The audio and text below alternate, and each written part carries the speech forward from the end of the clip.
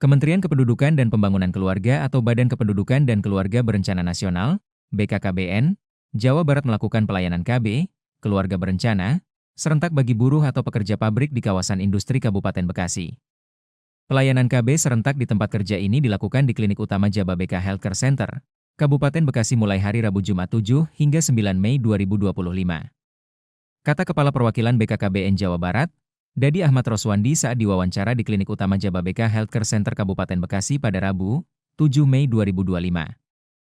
Jadi gini, ini kan pabrik perusahaan ya, kita mendorong pada pabrik perusahaan ini untuk para pekerja-pekerja di perusahaan ya, agar pasarnya subur atau karyawannya untuk ikut keluarga berencana.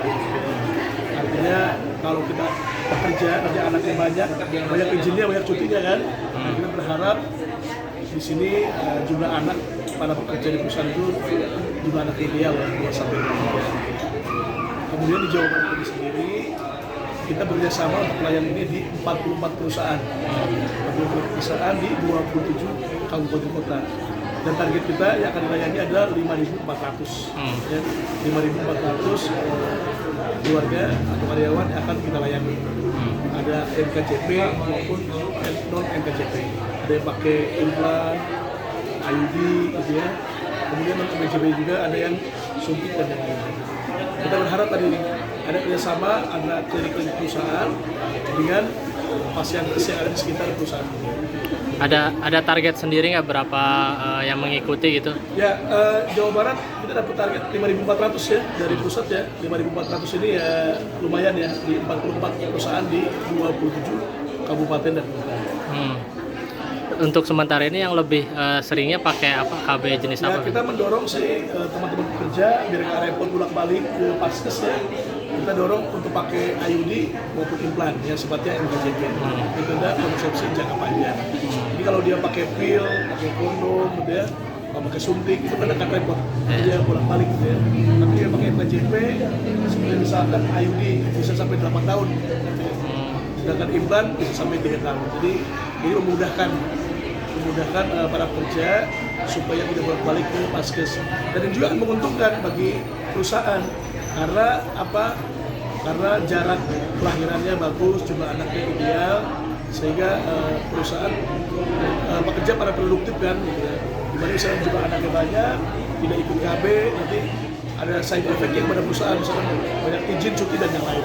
Demikian. Bekasi itu industrinya terkumpul ya, Pak ya. Terbesar Asia Tenggara ya. Kemudian ada aglomerasinya gitu ya. Nah, sedangkan di beberapa kota yang lain industrinya itu bisa dipecah-pecah, belum ada kawasan yang terintegrasi.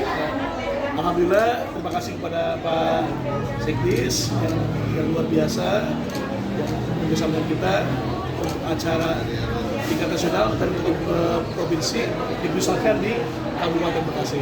Dan kita akan mendapatkan wawancara bagian ditanya nanti oleh Pak Menteri, yang saat ini Pak Menteri berada di Pasuruan.